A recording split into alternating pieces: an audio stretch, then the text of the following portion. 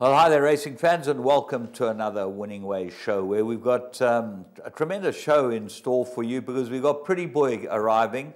And for those of you that don't know who Pretty Boy is, well, then you're pretty uninitiated in this business because there's only one Pretty Boy as a trainer, that's Pretty Boy Snaith. We've got a couple of others, Fat Man, Long Man, Slim Man, all types of men, and even the Beardy, but we've got no one like Pretty Boy Snaith. Kev, nice to have you in studio. Thanks, James. I thought you were talking about me for a while there. I was getting a bit nervous. Yeah, as a jockeys, you certainly know. Yeah, it's good to be back. Super sub, Ali Gola, I am. Yeah. But yeah, so it's going to be a lovely show.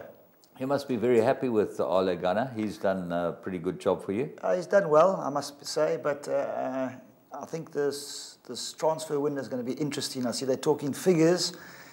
200-300 million he's looking to spend. Well, you're going to get 100 million for Pogba, isn't he? Well, I think there's going to be a big, maybe Pogba goes to the opposition in the Champions League and they're going to make some deals. We'll get a couple of their players as well, so Real Madrid boys. So it'll be interesting to see which way he's going. There's a couple of guys in the youth league that I think deserve a place as well, like Sir Alex done with the Magnificent Five. Don't have to name them, Beckham, Giggs, Scholes, the two Nevilles. They came out the youth league free. Come and join us. So I think there's one or two of those guys going to come through as well. So let's wait and see. It's interesting. It's a lovely league. I'm loving every week of it because there's no runaway winner. And City have got it to lose. I think whichever side draws in the next 6 games or 5 games is going to be the loser. What did you make of the weekend of football? Let's not talk about Arsenal because they were blind useless. They never created any chances at all. But anything else at Watford? I love the way Watford came back from the dead. I loved Watford. Yeah. I was hoping they can get the equaliser for the extra time. Yeah. And I must be honest, I thought Wolves in the extra time were going to get them. And just it was a soft penalty. It was very soft. But as the guys said, I can't remember the guy's name who caused the penalty, but the guy came from behind him. He didn't even know he was there. So he went to play the ball and the guy went straight over his legs. So unfortunately, they used the VR system and it takes a little bit of pressure off the ref. And it was a soft penalty, but he smacked that ball and I'm glad the keeper didn't get a hand to it. He would have lost a hand. Yeah. And then they came to end up beating him 3-2, but it looks like City, Watford. I mean, City were, I must be honest, on Saturday, looked like they were dead on their feet. That was one of their worst games I've seen him play this season. And on the flip side, the Sharks, that was the best game I've ever seen them play. If they keep up that kind of work, I mean, the Crusaders better catch a wake up. Well, the Sharks were unbelievable, but the Lions were unbelievably bad. They were bad. I mean, 5-2 the Sharks, 1-4 the Lions in the betting. Yeah. 48-6 or something. Yeah, it was ridiculous. That was a joke. But the worst game of the whole lot was the Bulls. To watch the Bulls throw that game away with 2 yellow cards in the last 10 minutes. I'd never seen anything like it. If I was their coach, I mean, they would be running up hills this week like they never run in their lives. Especially those two forwards that gave away yellow cards. That guy who came in and shoulder charged. What for? I don't know why they do it. I mean, they know the rules, and coming inside in the rucks, that's still to my amazement. They do it. They know it's gonna. They've got TVs. They know it's going to go against him, but they come in at that angle over there. Same as Ashley Young getting sent off against Watford. He knows. Well, I mean, we were against the Kosh. Watford is I think, a good side. They're playing well. They're playing with confidence. Although they lost the FA Cup semi-final, but Ashley Young's an imposter. But he knows he's on a yellow. Don't go in like that. Come on, man. Yeah. Anyway, cost us the game. Golf, I've got to talk to you because it's Masters week this week. Oh, this is my week. And we've got to see Tiger come out there. Tiger Roll. Tiger Woods. Yeah, I can't wait for Wednesday. We've got the par 3s. That's also lovely to watch. Today, Monday. It's the girls. No, you know what you've got? You've got the practice range. They're going to show you what's happening on the practice range. Oh, is that so? I didn't know about that. I know we've got the girls playing one of the days. I think maybe even Tuesday they're playing around. Today's the practice range. So on the practice range. After you've watched Winning Ways, you'll be able to watch them on the practice range, see how the guys go through routines and whatever. They're going to be fabulous. No, I love watching him on the practice range. But to see what happened last week just shows you about sport. Clary Connors hasn't got a card, went Monday qualifying and ended up winning the tournament, beating Charlie Hoffman. Charlie, I couldn't sink a putt yesterday. Couldn't sink a putt. Shane, Yeah. I felt for him because I interviewed him when he was on the practice tee, and he said, I got my game together. My putt is working He's well. won there before. Yeah, and his putter went dead on him. Yeah, I mean, the first 3 holes, he could have been 2 under, and he ended up par. Well, that's the wonders of sport, and the wonders of the sport that we love. We're going to give you 3 that we think you should be having a close look at next time they run. Let's go and look at 3 to follow.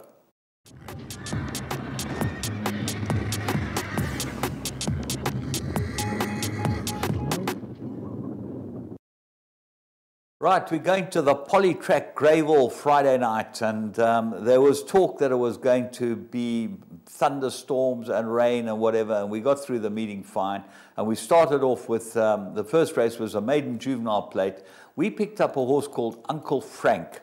He'd had a barrier trial, this horse, and we love the barrier trials because he showed a little in the barrier trials, but this run, properly educated, he'll come out and do the business next time. He looks like he'll stay all day. Let's go and pick him up at the start. Uncle Frank in the Team G colours, the red with the yellow hoops. He's drawn 7 with Warren Kennedy aboard. Let's go pick him up. Yeah, this is just before the rain came. Out he comes. He comes out well, James. Nice horse, jumps a little bit left, but he's entitled to. He's had a barrier trial. He's been to Greyville, so he knows what's more or less it's all about. And Warren just, he's a little bit deep at the moment. I think he goes back now, and he ends up, I think, a good spot for a first time. I call it a first timer because it's the first time he's having a race. But you can see there now, Warren gets one off the fence. He's got the Team G racing colours on. He's got 3 horses behind him, travelling nicely. He's actually travelling very well, James. And for a Grays Inn, you like to see them travel a little bit. It is a 1400, but I'm sure he'll be looking for a lot further there. Favourites in front, that is Ad Altissima with Anton Marcus. And there he is. He's at the back there, just in between the 2 horses with the yellow colours on. Comes off the bit a little bit there. I think he changes his legs now. You can't actually see there. Well, he changes his legs there. Warren gives him a clear run up the inside now. And hanging a little bit in, but I think that's just pure greenness, complete greenness.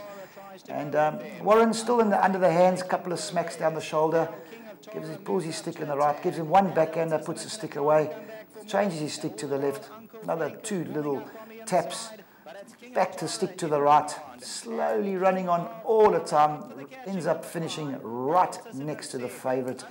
Wow, James, I'd love to see this in a mile or 1800 next time. Well, on the turf. Yeah, that's where he's going to go, I would have thought. You know, he's out of that mare Cleome, I think Michael trained her. That's right, Mark stayed as well. Bred by Rose Dean, you know, his mate Charlie Costa. Correct. I think it's quite a nice horse. He looks like he's very backward, very immature, unfurnished still. They've gelded him, obviously he was a handful. Yeah. You come on. He's got to come on leaps and bounds. You know, Gavin always leaves a little bit of meat on the bone as well, and he's got his stable jock on as well. So, yeah, one to watch, definitely a good pick. Well done. Okay, well, next one we picked out. We don't often pick horses that win, but this horse won first time out, and we think that the winner and the second might be all right because the time was faster than the second race. We go to Durbanville. And this was on the Saturday. Captain Tatters, give me the green light. What a nice run this was. He was completely unfancied in the betting, but this might be one of those springers, and we'll talk to Pretty Boy Justin about this horse later on in the show, find out what type of program he's got for him. Let's go and pick him up at the start. Yeah, there he is, drawn 2. Justin had 4 in the race. Robert Cartier had the run. Comes out not bad, but it's Durbanville, drawn nicely. And unfortunately, Robert ends up in a lovely position. The leader runs off the fence, but he gets up. He's sitting one back on the fence. Lovely. Travelling nicely. As you said, he's by Give Me the Green Light out of Laddie Taffy.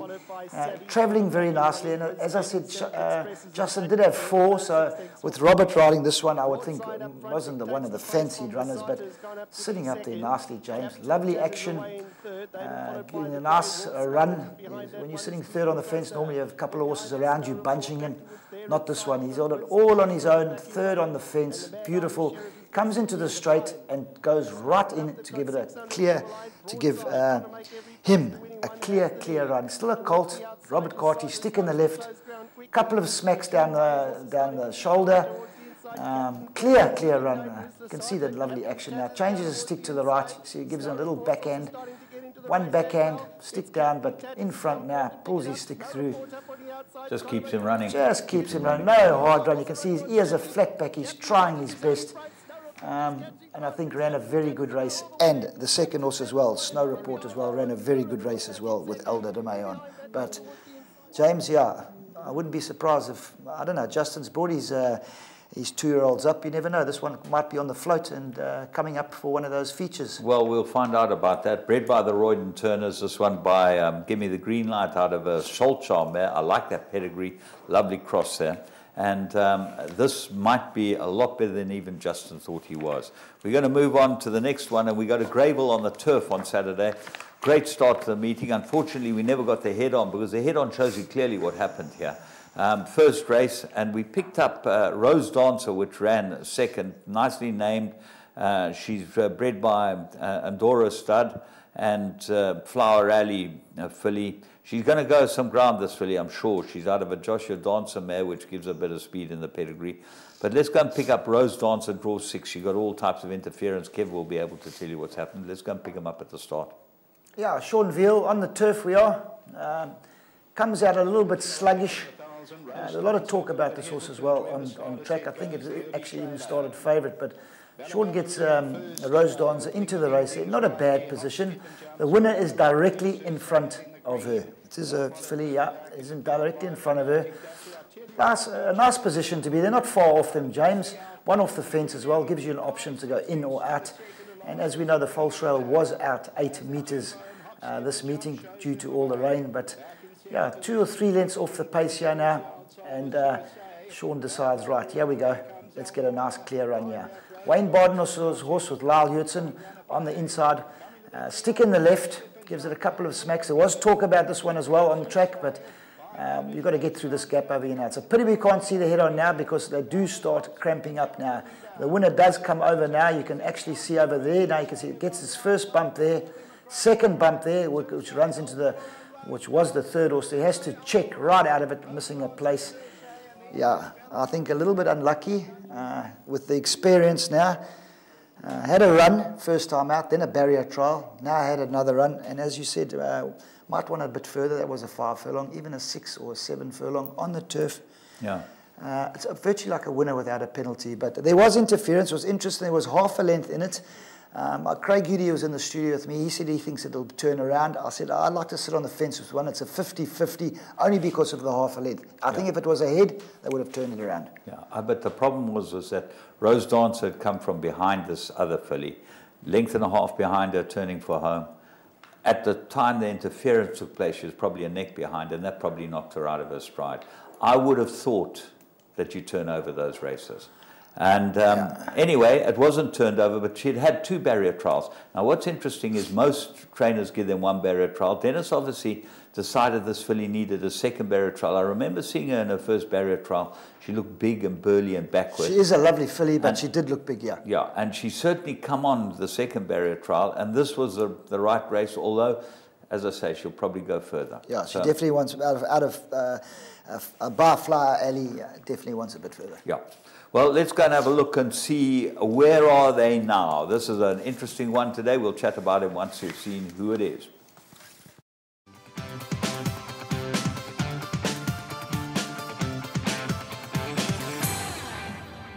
Hey everyone, Gareth Pepper here. My thanks to Mr. James and Mr. Paul for asking me for an update for all the viewers of Winning Ways. After being in Singapore for 4 beautiful years, my wife and I and my new daughter have moved to Sydney, Australia. We're very lucky and privileged to have been given an opportunity to come to Australia.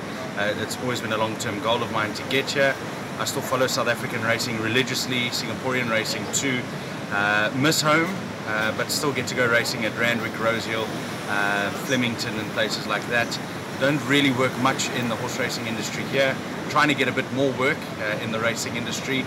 Currently work in the medical devices industry and loving that, but we'll definitely try and wiggle my way in and get a few presenting shifts here in Australia. Hope everyone back home as well, and if you're ever in Australia, give me a shout. It'd be great to catch up. If you've been been involved in horse racing in South Africa but have either moved away, immigrated or retired, we want to hear from you. Send us a short 30-second video recording on WhatsApp and we'll flight it on the show. Clips can be sent to either James on 071 588 5769 or Paul on 083 779 1311. We look forward to hearing from you.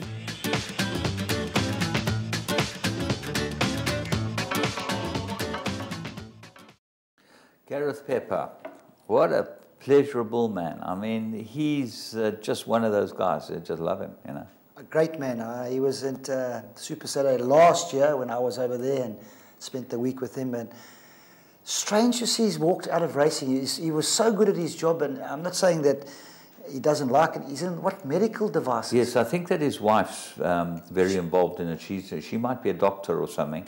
And listen, he loves the racing, and he's still got Pepper Bloodstock, which yes. I know that he does a bit of bloodstock trading and that. And he'll probably get back in it. But I suppose a big move, and they've got to make a living in Sydney, Australia. He got in. That's a win. But a great guy, Gareth. I love him. He's intelligent. He knows his game. Passionate is understatement for Gareth. He loves the racing. And I was actually quite shocked to hear then that he's moved away from the racing. I thought he would have run there. But I know Australia is competitive, and there's a lot of presenters there. There's a lot of activity there. But sad, eh? Oh, he goes to Rosehill and only the Flemington and Randwick. Oh, okay, those are the three courses we all dream about. Yeah, well, let's move on, and we're going to have a look at the Plum of the Week.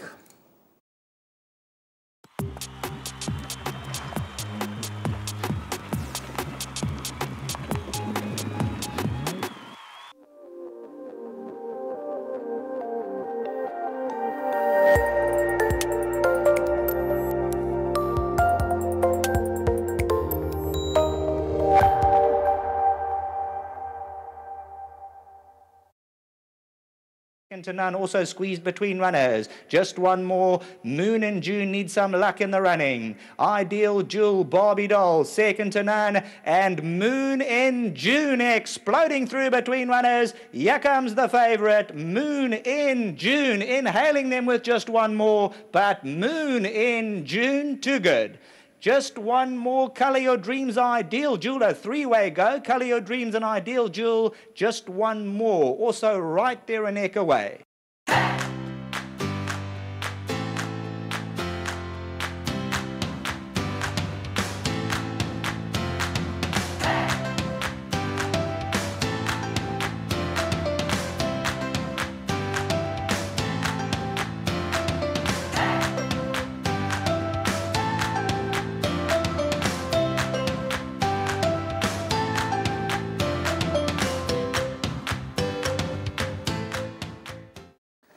Well, this started 3-1. You could have got 5-1 on Interbet, was the bet of the weekend, because at that type of price with Anton Marcus aboard him, impeccable form, owned by Bernard, bred by Bernard Cantor.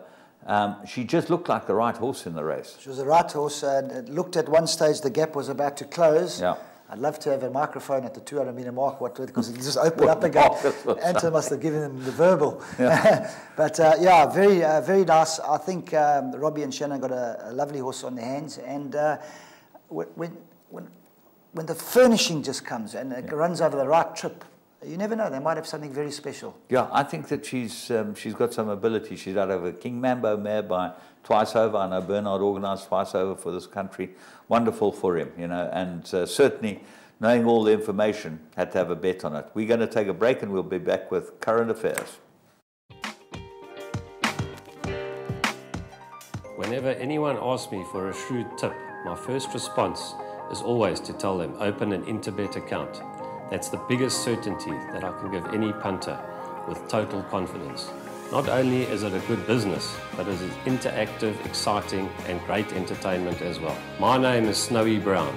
I'm a sports fanatic, and I'm all about sports betting because of the unpredictability, the enjoyment of the team being the underdog and finishing first, or a team scoring the winning goal in the last seconds of a match to be the victors.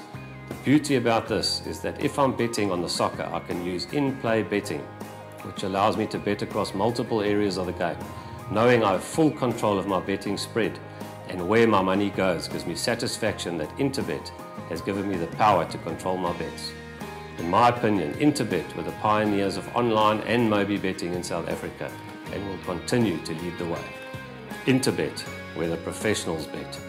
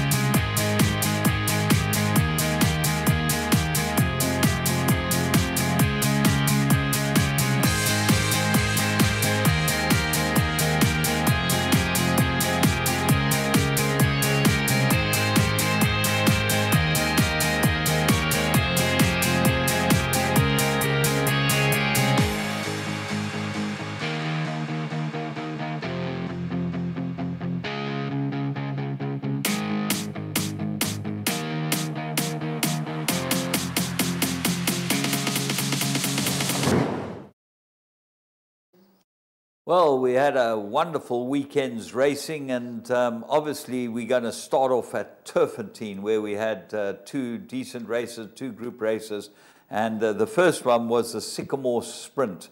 Very, very competitive. Shippers looked like the right one, but at the end of the day, filly that Michael and Adam Azzi have always thought was really, really good. She turned out to be the winner, and I think this is probably a course and distance suited her right. Let's go and pick them up at the start and watch San Furman. Suter 3 lengths off the leader. Mary O'Reilly just behind midfield, covered in snow and sand firm, and they further back. Desert Rhythm towards the rear, and Dancing Queen is last. 600 metres left to go. The grey is Frederico's Dream. She's in front. Pretty Penny under the outside rail second. Then comes Summer Afternoon. Pool Party next best. Races about a length off the leader. Then comes Carioca. Further back then to Desert Rhythm. He'll need some luck from the outside rail. San Furman can also do anything from there. Into the final 250. Pool Party. Skippers the big white face. Then Summer Afternoon, Pretty Penny. Dancing Queen, Mary O'Reilly, the lighter blue colours. It's Skippers in the lead. Pool Party on the inside is Dancing Queen running a big race. Skippers and Dancing Queen. Then towards the outside, San Furman. San Furman got Skippers. Dancing Queen was third. Then came Desert Rhythm. Well, she found a bit of trouble and came from the back. Good ride. Great ride. I'm just saying, as Marco, well, you said Marco, Azzy horse coming from off the pace like that. When I say Azzy horse, excuse the pun, I'm going to say Azzy because it's a team effort there, Mark and the guys.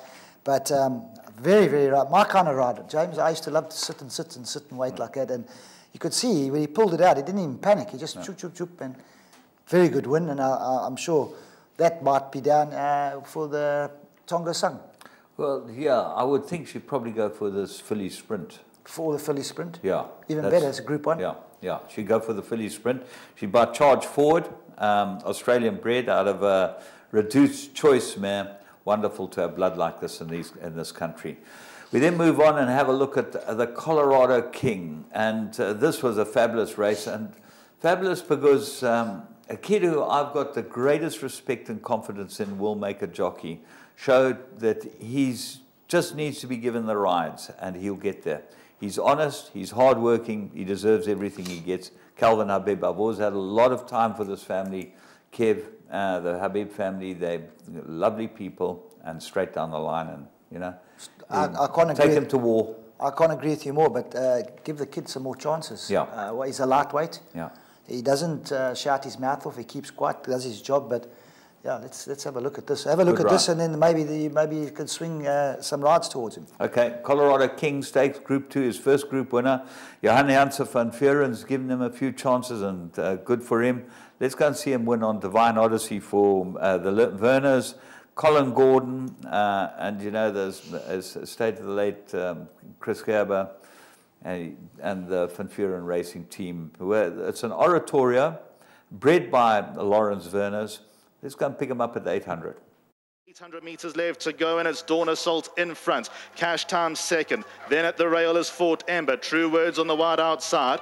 Then further back to Divine Odyssey. Liege up the far side. Then comes the Dazzler. Sylvan on Fire, Secret Potion, and Social Order is at the back. 500 metres left to go in the Colorado King. And Dawn Assault is in front, got a 2-length lead. Divine Odyssey makes up some ground. So too Cash Time. Liege, Fort Ember. Then comes the Dazzler. Sylvan on Fire got 3 to make up. 300 metres left to go, and it's Divine Odyssey in the lead. Cash Time second, the Dazzler. Then Sylvan on Fire towards the outside. Liege was further back, but it's Divine Odyssey in front with a 2-length lead. He'll be hard to peg back. Divine Odyssey clear. The Dazzler second. Then comes Cash Time, but Divine Odyssey wins another feature. Divine Odyssey has won it. Second to the Dazzler. Then came Dawn Assault, and further back to Cash Time. Well, fabulous race. I was very pleased for the connections of the Dazzler. They bought him at my dispersal sale. He's done well since they fixed him up. And really good race, I thought, Kev. Great ride. I've got to give full credit to the kid there. Great ride. And the Werners, what can I say to him? Mr. Werner, he's a gentleman of the racing. He loves the game. Yeah. He's put fortunes in the game. And Jan Janse produces the goods week in, week out. Yeah, so they've been very good for Lawrence and the team. He's done very well for them. And a lovely man. Very man. Nice guy. Very transparent. You're going to ask him a question any time during the day. He gives you the straight answer, and that's how it rolls. Okay, we're going to move on and look at Greyville Sunday, where there was a lot of talk that this meeting might be in jeopardy. But the Umzinkulu was the first one of the graded stakes. It's a grade 3 for the fillies. Although a cracking good field and one of the best rides you'll ever see from Anton Marcus. Have a close look at Temple Gaffin winning this one. To tail. Sylvanas Pride, a length and a half leader. Runaway Girl second. Santa Clara's at the rail third. Temple Gaffin, red sleeves and cap, 3.5, 4 lengths to make up. Inverrush is near the panel. On the outside of that is Ella's World. Ariano's Shadow, Annika, and then comes Strawberry Wine as they turn into the home stretch. Sylvanas Pride at the 400 by a length. Santa Clara in the blue silks. Then comes Runaway Girl. Temple Graffin's hooked right out. Ariano's Shadow, Inverrush, Parental Control on the inside. Coming to the 200, Santa Clara. Sylvanas Pride on the outside, and Temple Graffin's coming at them both now. It's a three-way war. Santa Clara, Temple Graffin over the last 50. Santa Clara, Temple Graffin. Temple Graffin won it. Santa Clara's second, then Sylvanas Pride. And 3 very good fillies. I'm really pleased for the team with this filly because she looked very good last year at Greyville. She obviously shows that this is her course. I thought Anton from draw 12 beautifully placed up 5th. You know, just looked top class. She's by Duke of Marmalade, which will make the Drockenstein team sit up. They're very pleased with that. And bred by Fran Crow. A very nice filly indeed out of a Gray's Inn mare. So she should go a trip, this mare. Without a doubt. Great ride, Anton Marcus. No disrespect to the winner. Yeah. The second and third horses, I think, not their true distances and might have needed it, but that's not the story. 10 Rand 50 for a win on the tote, Anton Marcus. Have you ever heard that in your life? I was sat here and I thought, if that's not value for money, I think it was 10 Rand 50 and 3 Rand 50 a place. Yeah. It was unbelievable, but a great ride, Anton. What can I say about Anton? He draws, courses. You must understand too, he raced Thursday, Friday, Saturday, Sunday, travelled, Joburg, and did 54.5. And 54.5 plus half. It's very light for Anton, and he's a top man. He's a professional of the highest order, and when you get him on your horses, all I can say is you are going to get something special from him. You don't have to tell Anton how to ride them. He's already done his homework. He's got computer form stuck in him day in and day out. Yeah. And he always phones the trainer up. Listen, this also worked him. He's a bit keen. I don't think we should take the blinkers off. Or he tries to give you a bit of advice. You'll ever get. Yes, and you stand up and listen to him. You have trainers in the winner's box saying, well, Anton phoned me this morning and said, let's take the blinkers off and da-da-da, or let's try the blinkers on, or likes to come from behind, but there's no pace. Let me rather take it to the front or something. Professional of the highest order, and he deserves all the success he has. I'm hoping that he wins the South African champion jockey. We haven't got Anthony Del Pescia to hold the fort for us anymore. Anton's our boy. We know he's got a lot of injuries. He's going through a lot of pain, but yeah, he's our boy. Okay, well, let's move on to the Bailey Turk, which was the other feature on the day. And this looked like the Cape team would hold sway, but it turned out completely different. And Tony Riverland had said this was a very good horse, Tristful, bred by Gary Player. We're thrilled for Gary. He ran first and fourth in this race. Trippy, out of a Jetmaster mare here, the rain. And he'd won 2 out of his last 3, this horse. And there was a lot of confidence from the stable. And Sean Veal just put him in the right place. Let's go and pick him up at 800. Solid Gold, a length and a quarter as they go to the 600. Carbon Atom second.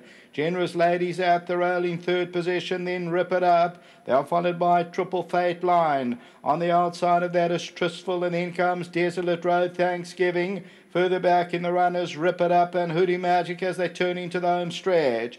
It's Solid Gold that brings him in. Carbon Atom, then Generous Lady. Down the inside, Triple Fate Line. Towards the outside of that, Desolate Road, and then comes Tristful. But still Solid Gold past the 200. And Tristful's trying to throw out the challenge. Down the inside, Generous Lady. It's still Solid Gold. Tristful is trying to wear it down over the last 100 metres. It's Solid Gold and Tristful's getting to them. Tristful has won it. Second, Solid Gold. Triple Fate Line third, and Thanksgiving ran fourth.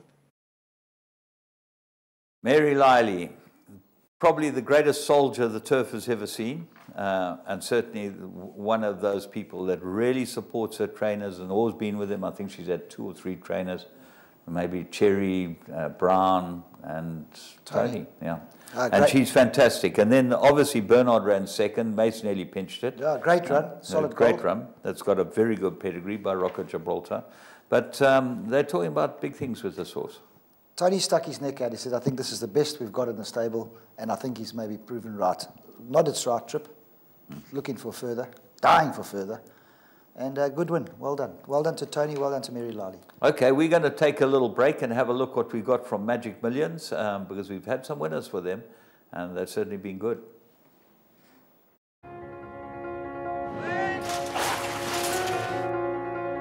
Leonardo's flying. Leonardo to Hitchy takes the lead. Great effort. Mystic Journey going well. Mystic Journey by over 2. Mystic Journey does it easily. Fedora in front. Unlucky last year. She's the hero tonight, Fedora. Boom Sarah Bondi out back. Barbie, they hit the line. Boom Sarah. Right, well, you can go and buy a wing set. Let's see what we had that won during the week. We've got Our Moon Shadow, Make It Rain, beautifully bred filly, and Sir Frenchy left bought 2 out of those 3.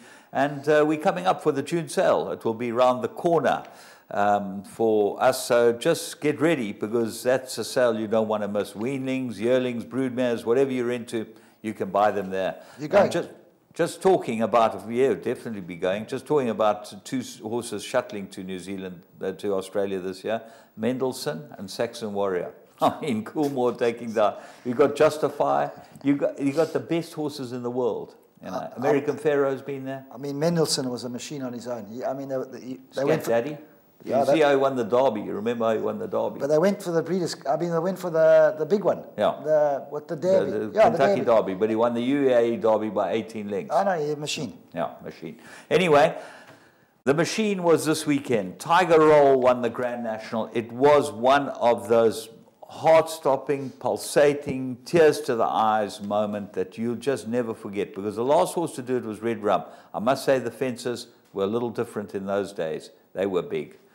This year, Tiger Roll came. He's a little horse, and he went and did it again, went and did the double. It's just unbelievable. We're going to show you the last half of the race from Beecher's Brook. You'll enjoy it. Step back towards the outside. Go Conquer in the blue and yellow jacket is still there. Towards the back of the field, still 1 for Arthur Dompoli's lost his position. Marla Beecher's a long way back at this stage as they go to the 1 before Beecher's once again. Looks like Manella Rocco's going to pull up before this one as they jump the 1 before Beeches, now being led by Walk in the Mill from Rathvinden. Blow by Blow's been pulled up at the back of the field. Live, Love, Laugh has got every chance at the moment right in that leading wave. Walk in the Mill, Magic of Light, Rathvinden. Pleasant Company and Ballyoptic at Beeches now for the 2nd time. Over Beeches they go, and Single File Payment made a small mistake on the inside, but once again the remaining runners are all safely over Beeches Brook. They head down to Foynhaven, being led by Rathvinden from Pleasant Company and Magic of Light. Tiger Roll nicely up on the inside at that fence. Ultra Gold made a mistake as they went over Foyne-Avon as they make the journey down to the canal again. Rathvinden from Live, Love, Laugh. Pleasant Company, Magic of Light, Tiger Roll. Walk in the Mill, Ballyoptic, then Valsalido, Regal Encore. Ahead of Verlion Rouge and Annabelle Fly. Valtor made a mistake at that one. So too did Noble Endeavour. Step back's going to be pulled up after the canal turn as Rathvinden leads him over Valentine's. And makes a mistake in the process, Rathvinden. He hit it quite hard. He managed to keep his feet, but he's been passed by the nose-banded Magic of Light. Pleasant Company with the yellow sleeves is still there. Then Live, Love, Laugh. Rathvinden now back in fourth as they take the next from Walk in the Mill. And Tiger Roll nodded on landing there. He just stuttered his way over it, but he kept his feet okay. Captain Redbeard and Regal Encore are right behind him with Valsalido and then Valtor. Bless the wings in midfield. Looks like Noble Endeavour is being pulled up. And another mistake from Tiger Roll, and Pleasant Company has gone at that one. Got a couple of others gone at the back of the field. Might have been Ballyoptic who went as well. And it's Magic of Light, the mare, going towards the third last in the National. She jumps it soundly from Rathvinden. Tiger Roll, despite those errors, is right there on the inside under Davy Russell. Then Live, Love, Laugh. A small break to Regal Encore, who's followed by Walk in the Mill as they go across the Anchor Bridge Road. And then back towards the inside, Captain Redbeard from Annabelle Fly with the white cap. Way back in the field, just a par is pulling up by the looks of things. T for 2 is a long way behind, and they're heading towards the final two fences in the National. It is Magic of Light. She leads the way here. Tiger Roll in second position. Can he emulate the Great Red Rum? He's in second place. Rathvinden is in third at this stage. Regal Encore, Walk in the Mill, trying to stick in there. Live, Love, Laugh to the outside. Annabelle Fly looking to plug on. One for Arthur. The black jacket is starting to make ground from the rear as they get to the second last in the Randox Health Grand National. Magic of Light and Tiger Roll is poised on her girth. Rathvinden is in third place. It is in fourth position. Then Walk in the Mill as Tiger Roll out jumps Magic of Light at the last. Rathvinden is in third place, and it is Tiger Roll who now takes the advantage, coming to the elbow from in second position. Magic of Light, Rathvinden, one for Arthur, staying on into fourth. It's been 45 years, and now Davy Russell shakes up Tiger Roll. Magic of Light in second, Rathvinden in third. Walk in the Mill is back in fourth. Tiger Roll is remarkable. He comes up towards the winning line under Davy Russell to win his second Randox Health Grand National. Tiger Roll joins the greats and beats Magic of Light, a massive run in second. Rathvinden third, clear of Walk in the Mill, Annabelle Fly, and then one for Arthur. Regal Encore, single farm payment finishing. So too Outlander leading home many finishers in the Randox Health Grand National of 20. Davy Russell, George Elliott, I mean, fantastic. And the Ryanair guy, Michael O'Leary, Gigginstein, he had 9 runners in the race or whatever. He just loves the sport. And it is great to watch this race. It's the greatest race. I think it's the greatest race in the world. It's like gladiatorial, isn't it? Yeah. You know, and that's what it's all about. And this little horse was cantering around there, half the size of the big mare next to it, as you said. And he picked twice badly. You know, normally when they pick like that, they lose a lot of air and they lose their rhythm. He didn't want to lose this horse. Goosebump material. Absolute goosebump material. And the crowds, you saw the crowds. James, come on, God, we have that. Anyway, that's it for current affairs. We'll look forward to seeing you again next week, but we've got Justin Snaith coming into the studio now. Kev, thanks so much for joining us again and standing in. It's a pleasure having you. Absolute pleasure, James. I'm always available if you or Paul's away. But yeah, it's a lovely show, and we look forward to next week's one. Thank you so much.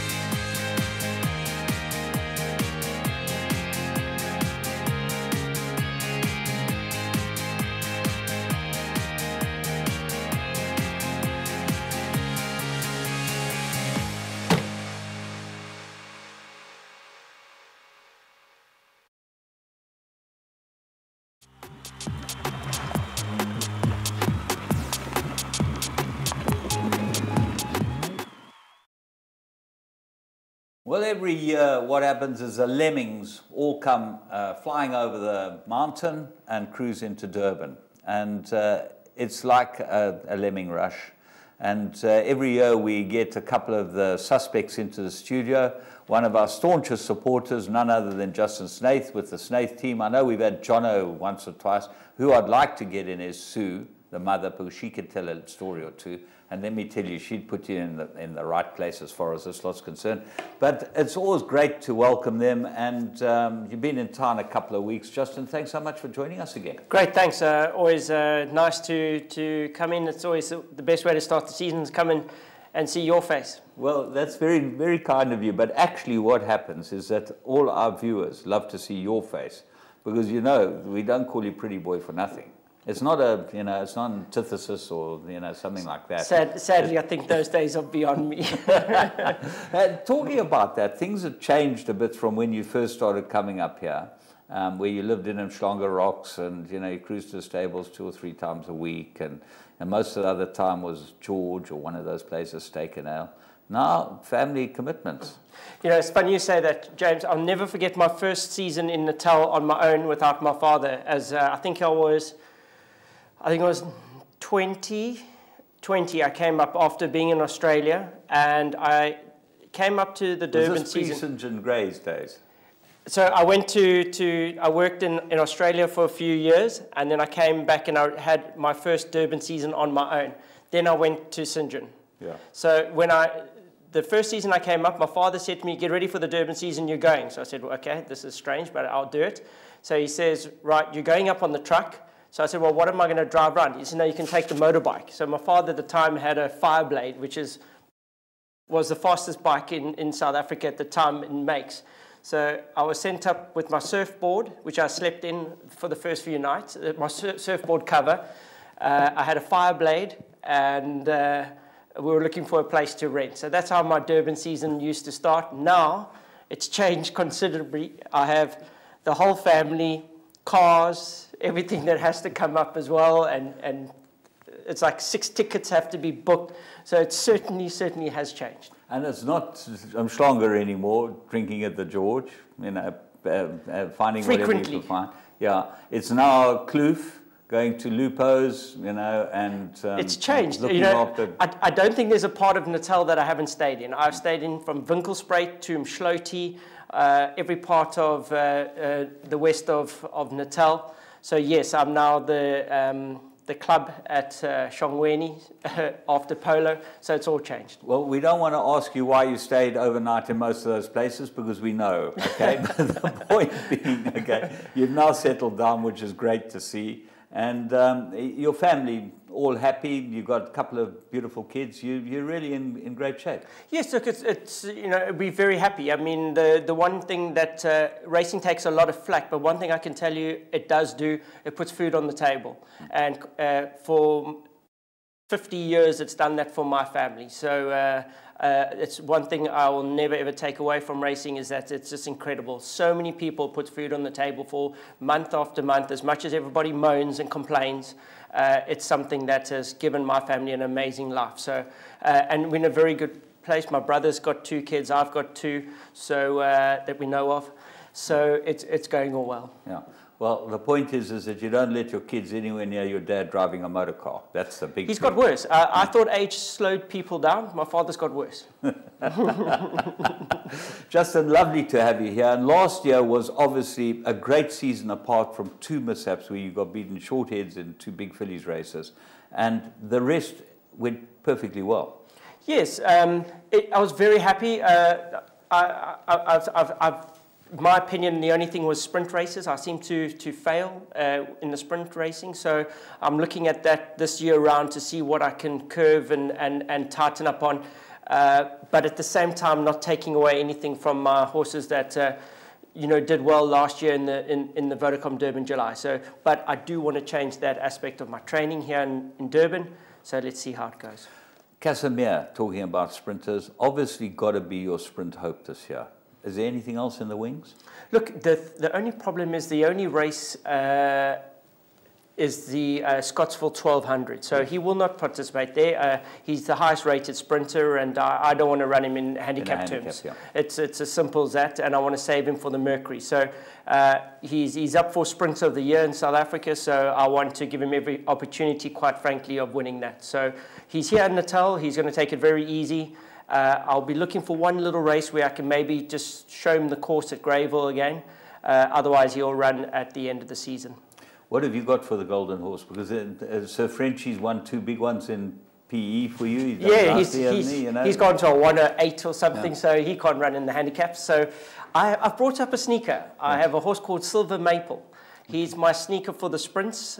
He will run at Scottsville next, I think it's the 21st or the 28th. He'll run at Scottsville in a little handicap. So we expect him to really do well there and then jump up a few ratings and come into the Golden Horseshoe Sprint with a reasonable weight. Is he by Silvano? He is, yes. Yes, he's in Silvano, which Correct. is unusual to find Silvanos at sprint. Oh, we've had this argument, everybody in the fam and owners. Unfortunately, he's a horse that just wants to run. Yeah. He won his first 2 races in Joburg with a lot of ease, and they were both sprints. So I tried to settle him against Rainbow Bridge in a 1400. Unfortunately, the rider couldn't hold one side of him, and he still ran second to Rainbow Bridge over a mile, but we think he's a sprinter and just handicapped well. All right, let's go back to last season, because everyone wants to win the Vodacom Durban July. I think you planned this perfectly. From a long way out, I made this the right horse, and I think a lot of people did. Certainly when Anton Marcus jumped aboard it, he was the right horse. It was a triumph not only for you, but for Bernard Cantor, who's been so good for this business. And we love to see him win it. Jack Mitchell, who's not in great health, unfortunately, we're sad to hear that. And, you know, it just looked like a good race. John Freeman, I think that he's been involved in the horse. Yeah, well, look, what was a bit sad for me was that sadly Nick Johnson's father passed away, and I think for him to have seen his son run first and second in the Vodacom Durban July would have been just fantastic. And I'm sure he watched it anyway. Well, there's no doubt. You know, there's we no believe doubt. These things. Yeah. Yeah, I believe that, and as I said, it would have been probably one of his proudest moments. It would have been incredible. But for everybody, for Bernard Cantor, Jack Mitchell as well, just winning the Vodacom Durban July is incredible. It's the hardest race, the biggest race in the country. So it's incredible. Okay, well, let's go and pick up the race from the start, and we'll talk through it and talk through your thoughts as to how you wanted this horse placed. You had a couple of horses in the race. I know you had one that was favourite early on, and we'll see what they look like. Yeah, look, it was the tactics I leave to the jockeys. I can tell you, which is my problem is I've got to take on Anton this year. He's not riding for me. He'll be riding Rainbow Bridge, and I've got to put that into the equation, because you know how much work Anton's going to put into this race. He's the most incredible rider, and possibly the rider of the century for me here in South Africa. So that's having him this day was amazing. Every thought went into everything. The unfortunate thing here was obviously African Night Sky. I think Grant van Niekerk was in a rush to Hong Kong. Yeah. So that was the only, if I had to chink in the armour, was he just panicked and he had too much horse and had to go. So, but did he? That's the interesting thing, is to loop the horses going through the 800 metre when you can see he's in a perfect position. Behind him, he's got the winner. He actually let it go sooner than that, which is just unfortunate. I mean, it's nothing I can do. It just panicked and decided to go for it. Yeah, and as a result, he's not with you anymore, African Night Sky. Yes, I don't blame the owner. I would have been upset too. Yeah. These opportunities which I saw in the Sun Met in Cape Town with Do It Again, these opportunities in these big races don't come. As an owner, as a trainer, jockey, these opportunities do not come along often, and you've got to grab them when they come. A horse like African Night Sky doesn't come along every year. You've got to make the most of it. So it was unfortunate for the owner, and I understand why he was upset. And you're sitting second at the moment, and then the winner's looping them. Jeff Lloyd gave this a perfect? Oh, Jeff was brilliant. I said to my brother straight away, we're talking about jockeys for the coming up July, and I said, please try get Jeff back again. Because you never know. I've got a horse in the July this year, I think, is a sneaker at the weights, and Jeff would just be the perfect guy. But let's hope that happens. But I'm not too sure. We just got to get hold of Jeff and see if it can happen. Well, here, Do It Again, going past the stable companion, the rest well beaten, and then third? Yes, Elusive Silver, the grand horse. I mean, just to give you an idea, he came up for the July. He might not have had the best season, Elusive Silver, but he earned 700,000 Rand for the winter season here. That paid for a holiday for Roxy and Bernard in, I thought it was going to be their engagement, but it wasn't. But it paid for a holiday overseas for them. He's been a grand horse, as you say, and for Ken Truter, you know, obviously you train quite a number of horses for. He's a soldier. He loves the game too. You know? He's an amazing gentleman. He came to the fore now with the NHRA at a time of need. Not a nice job to have, I can assure you, because there's a lot of flack going around. And hats off to Ken for when it comes to horse racing and a man needed, honourable person. Ken's always that guy that racing can rely on. Okay, let's go back to them now. Do It Again. Will he go for the July again this year? I think definitely. Yeah. He's improving all the time. He just gets better and better. He's one of those horses. We said it when he won the July last year. Whatever he does here, he'll be better next year. So and wow, is he doing well? We're just trying to. He's just gone. He's kicking out every 5 minutes. I've got to just keep him as chilled as possible until the big day. But certainly a horse, I've seen the betting, and it won't be that come race day. Yeah. O Susanna and Snow Dance, are they both here? Or? So O Susanna's here. The horses that I brought last year, this year round, are really doing well. They've used to the climate and the Summerfeld being quite busy and horses galloping past them all the time. This year they're a lot more settled. O Susanna will go for the Empress Club Stakes on Saturday in Johannesburg. If all goes well, I'm just going to make sure. I'm not going to send up unless I'm 100% that she'll be safe as well in the travelling and everything. So that's the plan with her. And Snow Dance, who really is doing well. She is, I have had a torrid time, 12 months with her. But this is the best I've seen her in a long time. So she'll go for the South African filly sprint. So that could be exciting. Yeah, because you're now bringing her back in trip. Do you think that she really is a sprinter more than going the mile? The pedigree suggests, but she's won Group 1s over a mile. So when people say, oh, she doesn't stay, if you win a Group 1 over a mile, you got a mile. Yeah. So does she get the mile? Yes, she did. She won Group 1s. But you going back for the sprint is her I think at the moment she'll be more competitive. And the miles at the moment are very hard to beat. You've got to beat O Susanna, you've got to beat, there's some 3-year-olds coming through. It's not as easy. But I do feel that the sprints are more gettable at the moment. Justin, just talking about the handicappers, obviously Made to Conquer, looks like he'll be one of your July hopes this year. Yes, but it depends on how he's weighted. He's a horse. Do It Again is that type of horse that you could take anywhere in the world and he'll be competitive, and that's why he's probably one of the highest rated horses in South Africa. I fully believe that if there was a horse that should have been competing in Dubai now at the World Cup, the only horse for me in South Africa would be a horse like Do It Again. Just because of the way that the races are run. So in saying that, I think that he can run the July with 60 on his back and he'll still be very, very competitive. I have brought a couple sneakers for the handicapping terms. Double mint? Double mint. Okay. Majestic 7? Correct. Okay. Yes, Magnificent 7. Those are my two. Those are my two. Those are your two sneakers. The two that you're not going to see too much of in the winter season, but they'll be there on the right day. So, you know, for the public and the betting guys that want a little bit of a value for money, certainly Double Mint and Magnificent 7 for me are the value horses, not just with my runners, but in the race in general. Yeah. So is there anything else amongst the older horses that you brought up that you think might be competitive in maybe the 1900 or one of those handicaps? I think the Greyville 1900 would showcase a lot of... I think the dark horse for the Vodacom Durban July will come out of the Greyville 1900, the dark horse.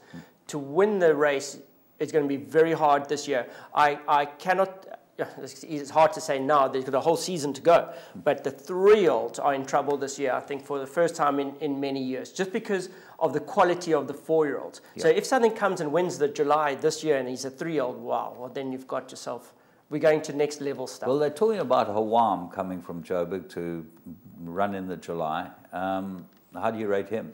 Look, he's a super horse. I mean, the way he won that one race was well, gave him, I think they've rated him like the highest 3-year-old in the world or something. Yeah. Which is a big statement. That's a big statement, isn't it? So I don't know that, you know, I see in the Longines world ratings he's at the top. Yes. That's very hard. You've got a couple of 3-year-olds. Obviously, you ran 3 of them yesterday. Silvana's Pride, the filly. She's obviously looking for further. Well, that's why I put her in the race, James, because my 3-year-olds were this right-hand turn they haven't figured out. We've had for this season, my 3-year-olds have had minimum racing in Cape Town. They're not very experienced, or should I say, like, trying to find, they lack a little bit of racing. So they were on the wrong leg the whole way around the turn. My 2 geldings never settled once since the minute they arrived here at the race course. They have not settled in. They both look very uptight, although that horse, the Camelot horse, Crown Towers, is a beautiful horse. Stunning horse. So for the betting guy, watch that next time. He was fighting at the back. They slowed up the pace. He fought the whole way around the turn. Next time out in a 14-mile, I'll send him handy, and I think we'll see the best of him. He's got such a beautiful action. And here, you know, we managed to get it out of our racing in Cape Town a little bit with some decent paces. That's a perfect example of just everybody fighting behind and trying to swing onto their horses, where, you know, we rather see a good gallop up front in our big racing. So certainly a horse to follow, but there's a lot of horses that weren't seen on Sunday that the guys are sitting on. Horses like Charles, Bunker Hunt. We're talking now horses rated 110 and above. You've got a horse called, obviously Bunker Hunt, because he is a talking horse. Juniper Spring. What's his plans? Where's he going? She at least, Oh, I found the race for her. Yeah. Poinsettia, Scottsville, 1200. Yeah. She gets a 3-year-old allowance. She hasn't won a group race, so she doesn't get any penalties. She comes in at 52.5. Yeah. So certainly a horse to earmark for that race. I think, look, it'll be competitive, but certainly a horse to watch out for. All right, now let's talk about the 2-year-olds, because we picked up a 2-year-old of yours that won on Saturday, which was obviously not particularly well fancied, but I think he looked like a cracking good horse. We put him in 3 to follow. Captain Tatters. I thought it was an outstanding win. So when we did the scratchings, I put Richard on that. Yeah. I said, Richard, this is the right one. He's won every gallop. He goes, oh, no. He wants to ride something else. No problem. If you want to ride the others, I can't stop you. But I think you're making a mistake. No, this one he's going to follow with. So no problem. It's a horse that if he keeps going that way, his connections are from Hong Kong, and he will go there. So I'm very excited for them for this to happen. It's good for South African racing.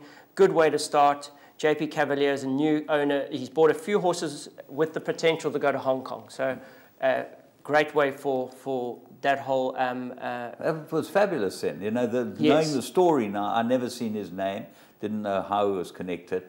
This is what South African racing needs. And if we can work the exports out, and obviously that's my next question, can it be done? James, I don't know. Sure. It's a hard one.